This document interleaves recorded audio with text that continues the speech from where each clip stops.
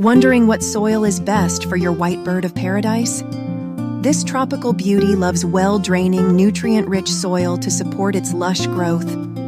Look for a mix that holds moisture without staying soggy. Think peat moss, perlite, and a bit of sand. The right soil keeps your plant's roots healthy and happy, preventing overwatering issues. Just remember to repot every couple of years to refresh nutrients and give those roots more room. For more indoor plant care tips, don't forget to follow us.